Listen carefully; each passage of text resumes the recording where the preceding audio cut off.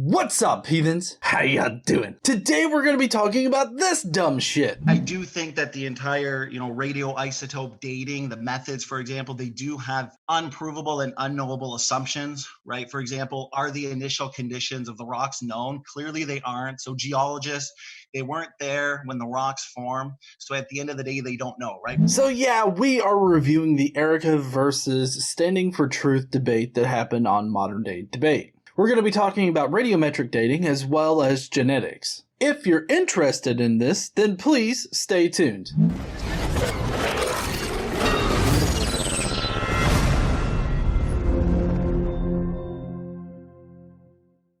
So, first off, I want to make sure that everybody understands that this is not me saying that Erika did a bad job during the debate. Every debate is going to have some topics that you either can't comment on, either due to insufficient information that you have, or because there's just a lot of topics being covered. All in all, this debate had a lot of great information and great conversation concerning human evolution, so I highly suggest people watching it. Most notably, a discussion on the Laetoli footprints as well as another set of footprints. At the end of this, I'll give my personal advice for Erika, but for now, I want to address some things that Standing for Truth said. The first one is the idea of genetic degradation or degeneration.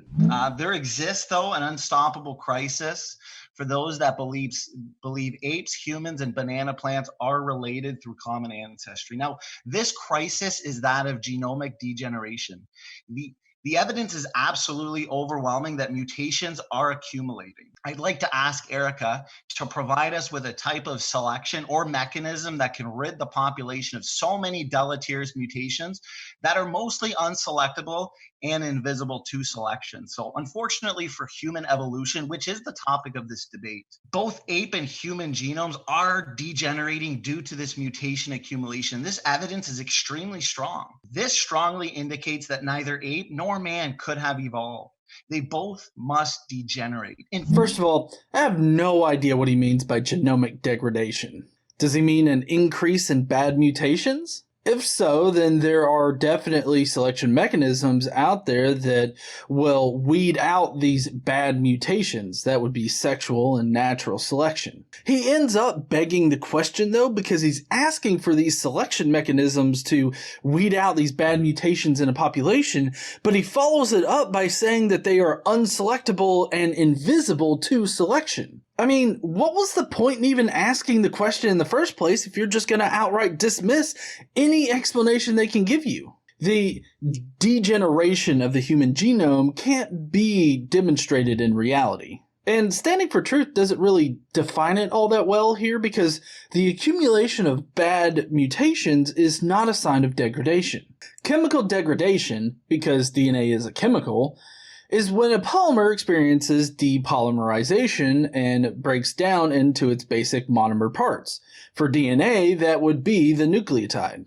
Simply put, the human genome is not experiencing any kind of degradation.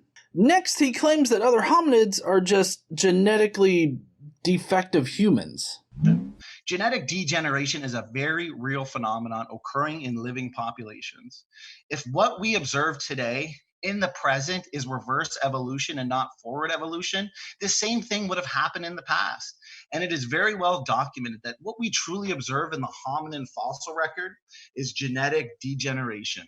For example, numerous of the bones of the alleged Homo species like Hobbit, Erectus, Naledi, Neanderthal, the ones that she used here in her opening, appear to demonstrate testimony of severe inbreeding and genetic decline. Therefore, many of the troubling human fossils that Erika used in her opening presentation are much better understood to be devolution rather than evolution. The so-called primitive features that Erika here points to as a progression from ape to man is actually genetic degeneration. They weren't pre-human tribes. More accurately, they were human tribes that were persistently inbred and were in genetic decline. We can see here a paper actually that the claimed primitive humans are inbred subpopulations. Reverse evolution is not a real thing.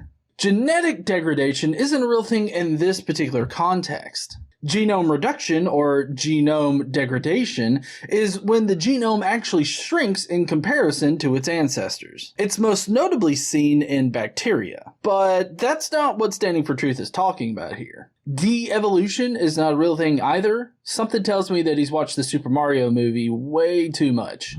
De-evolve him now. De-evolve. Cretaceous. Erectus and Neanderthal are not examples of genetic decline.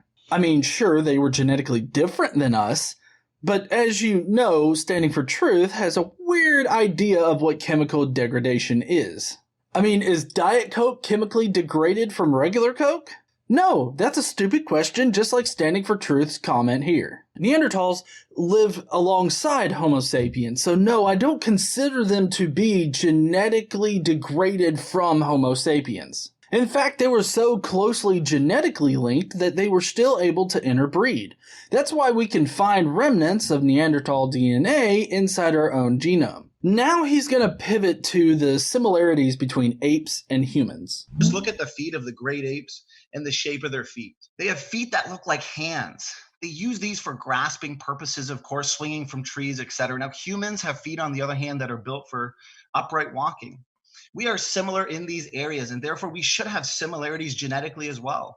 This should not surprise anybody, and this is in no way, shape, or form proof that humans, apes, and pine trees are related. Now, of course, evolutionists like to look at these similarities and imagine that all life forms are related, but this is not empirical. This is actually in the realm of fairy tale. Well, for one thing, we are adapted to walk upright. This comes from our proto-ape ancestors moving from a more tree-filled area to a more plains-type area. Walking bipedally used less energy, allowed us to hold things as we walked, allowed us to travel farther, and eventually led to long-distance running.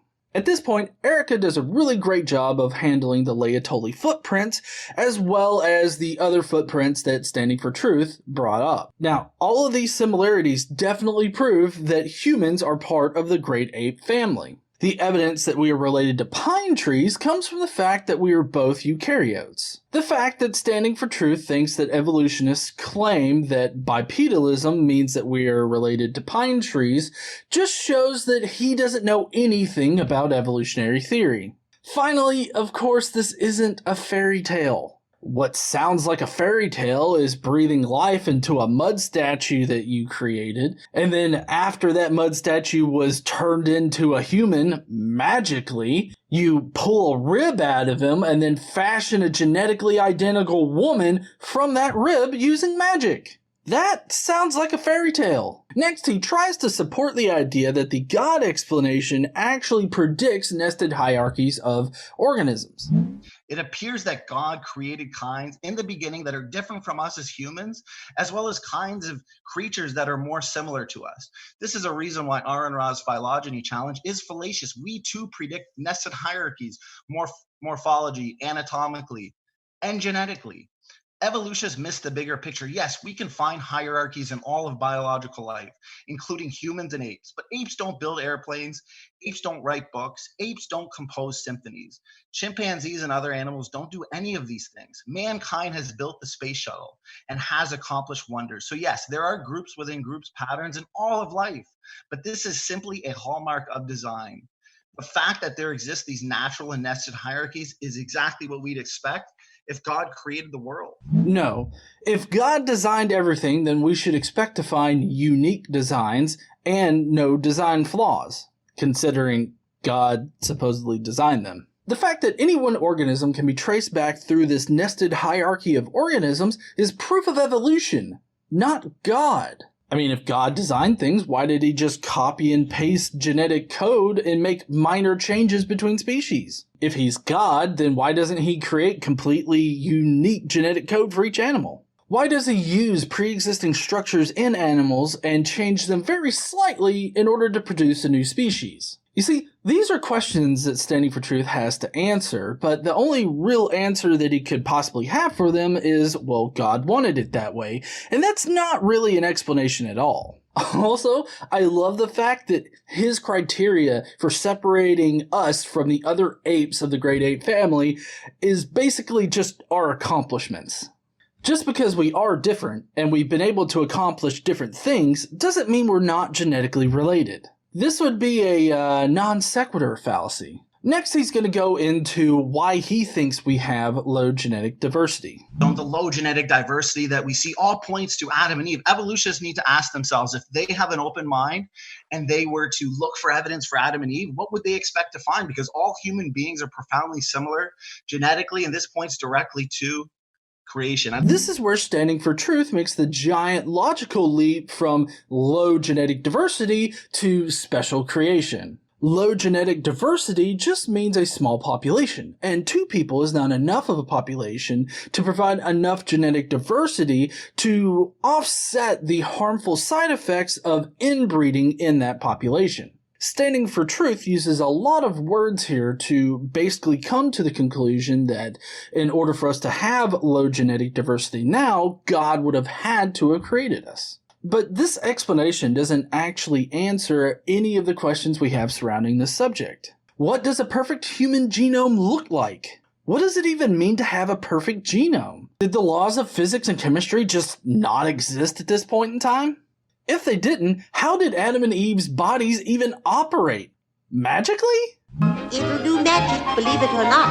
Bippity-boppity-boo. Standing for Truth, your solution here only presents more problems that you can only answer with, well, that's how God wanted it, and I don't know the mind of God. That's not actually an explanation for anything. Now, at this point, over a long time, he really harps on the scientific explanation for low genetic diversity. I'd like to talk to Erika here about the evolutionary out of Africa bottleneck and how that may be feasible. 1 minute. I've got 1 minute here. Therefore, going into the discussion, a few questions that I would like to ask her are the out of Africa scenario, due to the resulting inbreeding of a population bottleneck of 10,000, how is this even remotely feasible? I've always struggled with the evolutionary out of Africa theory because it sounds like it really does involve an extended near extinction event, but that extinction event would be associated with severe inbreeding. So from my understanding, the evolutionists were kind of caught off guard regarding that. So that's why they resorted to a population bottleneck roughly 70,000 years ago that would have reduced homogeneity, right? But my question to you is, how could such a tiny, nearly extinct, obviously, Erika, they'd be genetically compromised due to inbreeding, prolonged inbreeding, suddenly explode into all parts of the planet like you talked about, and then seizing dominion over the world? There's a metric called the MVP, or minimum viable population. This metric states the minimum population needed for a specific species to have enough genetic diversity in order to offset the harmful side effects of inbreeding. The median MVP for vertebrates is around the 4,000 mark, and the initial size estimates for Homo sapiens were between 10,000 and 30,000. What makes the out of Africa scenario feasible is the fact that it doesn't violate this MVP metric for Homo sapiens. In contrast, he thinks that 2 people were able to provide enough genetic diversity in order to populate the entire world, and then that world was destroyed by a flood, leaving only about 4 to 6 people to, again, fill the world with people. This, of course, violates the MVP metric by a fuck ton. We actually have a really good example now of a species that is living well above the MVP metric for vertebrates, but even though they have a low population, they are still able to survive. This would be the cheetahs, which Erika actually brings up. Now, do we know of any other organisms that have experienced an extreme population bottleneck? Yes, we do.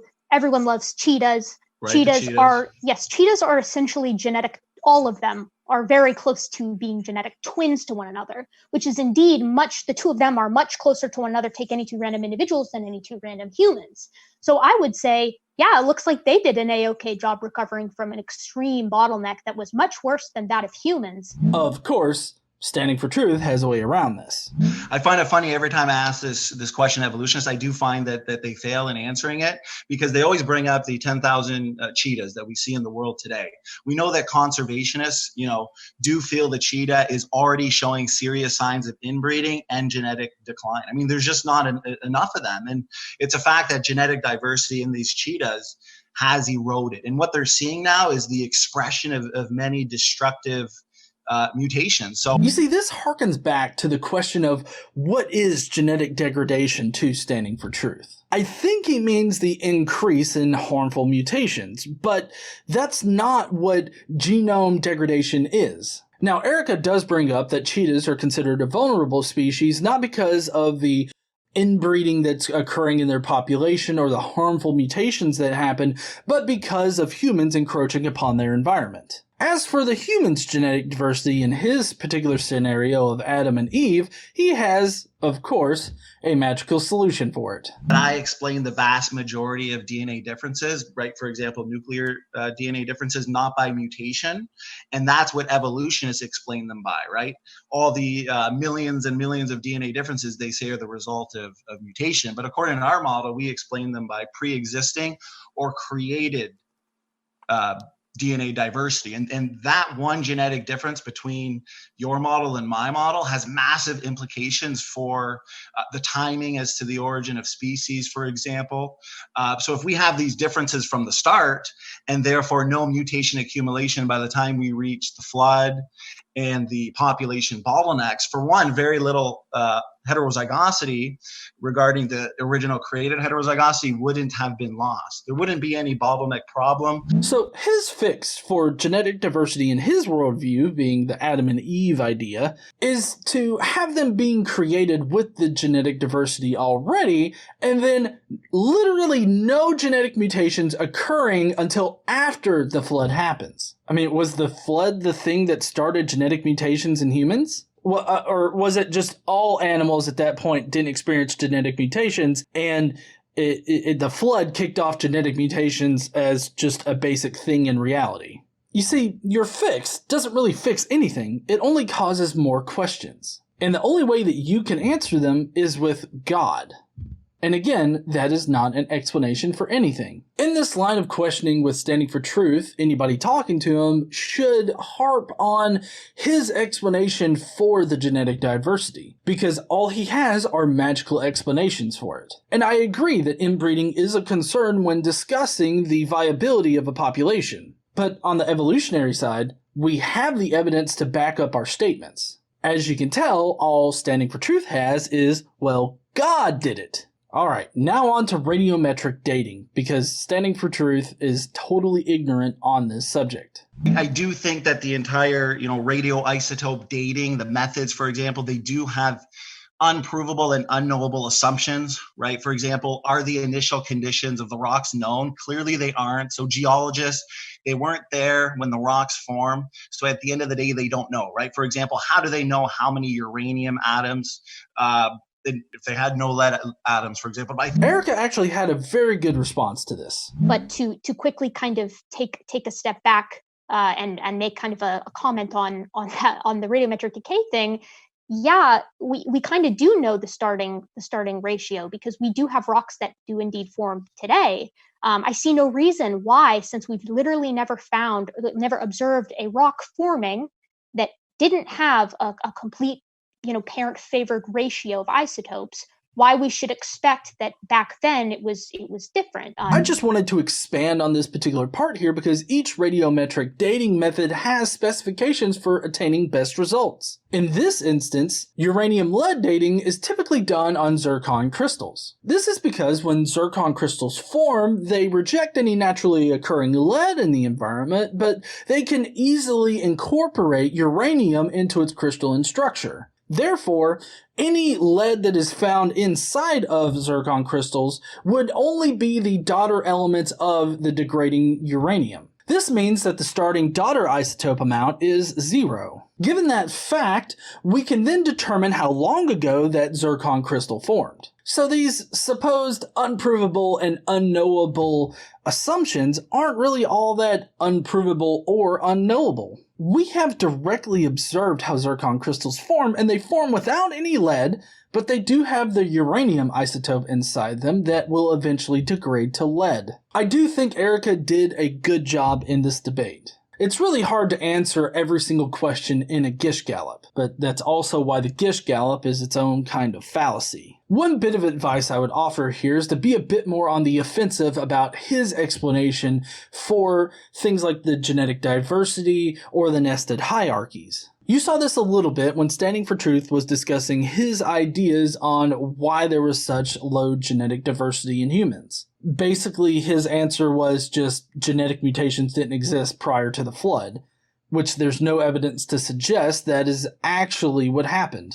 What I would do is I would explore his ideas on how he thinks reality works, because that could really open you up to more questions that you could pose to him that would result in him only being able to give you the answer of, well, God did it. He's basically lost at this point, because even if you don't know the scientific explanation for some question that he's asked, saying, I don't know, is a lot better than just pulling something out of your ass like, well, God did it. Well, heathens, I hope that you enjoyed this debate review. All applicable links are down in the description if you want to learn more about this subject. Definitely subscribe to Gutsick Gibbon Erika. She is doing a lot of great stuff on her channel, dealing with creationism and explaining human evolution in general. Definitely go check her out if you want to learn more about that. While you're down there checking all that stuff out, why don't you leave a comment? Let me know what you think about the debate or the information that I provided here. After that, though, why don't you smash that like button and subscribe if you like this kind of content. Don't forget to stand up and use your voice, and I will see you heathens later.